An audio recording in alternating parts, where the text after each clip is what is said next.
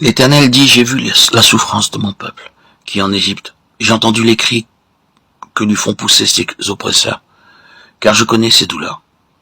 Je suis descendu pour le délivrer de la main des Égyptiens, et pour le faire monter de ce pays, dans un bon et vaste pays, dans un pays où coule le lait et le miel, dans les lieux qu'habitent les Cananéens, les Amoréens, les Phérézéens, les Éviens, les Jébuséens. Exode 3, 7, 8. Délivrer le peuple de Dieu de l'esclavage de l'Égypte devait être sa première tâche. Ils étaient opprimés par les Égyptiens, et ils souffraient beaucoup des traitements que leur infligeaient leurs cruels contremaîtres. Ils devaient travailler dur, nuit et jour, sans être payés. Dieu vit l'affliction de son peuple. Il vit la façon dont ils étaient opprimés et maltraités par les Égyptiens. Il a également entendu leurs cris et désirait les délivrer. Il voulait faire de Moïse son collaborateur afin que cette grande libération se fasse par son moyen. Ensuite, Dieu voulait que Moïse conduise son peuple dans un pays où coule le lait et le miel. Bien que Dieu ne nous appelle pas comme il a appelé Moïse pour une tâche extrêmement importante, cependant il nous appelle tous pour une tâche particulière, quel que soit le travail qu'il nous donne. Celui-ci est également précieux à ses yeux. Chacun d'entre nous trouve sa tâche très difficile, comme une montagne énorme, selon l'appréciation de Zorobabel. Si vous voulez grandir spirituellement, vous devez être prêt à entendre son appel et à lui obéir. Nous devrions prier au Seigneur. Montre-moi la façon dont je peux te servir, t'obéir et t'être de quelques utilités.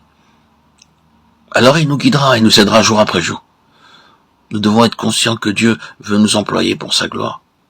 C'est par nous qu'il veut libérer ceux qui sont dans l'esclavage. Après leur délivrance, ils doivent pleinement devenir la propriété du Seigneur, afin de jouir de leur salut. Nous remarquons que plus de 75% des croyants ne bénéficient pas de leur salut. Ils mènent une existence tout à fait ordinaire. Ils ne peuvent pas comprendre les vérités plus profondes du salut et les intentions de Dieu pour eux. Nous pouvons aider de tels gens par l'amour et la communion fraternelle.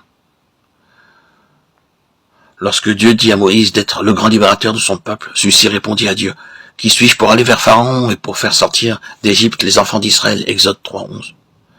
Moïse connaissait ses faiblesses, ses manquements, ses faillites et ses limitations. Aussi se demanda-t-il comment un homme tel que lui pouvait être utile à Dieu. C'est en connaissant notre néant que nous devenons plus utiles à son service. Dieu a donné à Moïse ces 4 noms pour le préparer à un ministère très efficace. Il dit, je suis le Dieu de ton père, le Dieu d'Abraham, le Dieu d'Isaac et le Dieu de Jacob, Exode 3, 6. Dieu dit à Moïse, je suis celui qui suis. Et il ajouta, c'est ainsi que tu répondras aux enfants d'Israël. Celui qui s'appelle je suis m'a envoyé vers vous. Exode 3, 14.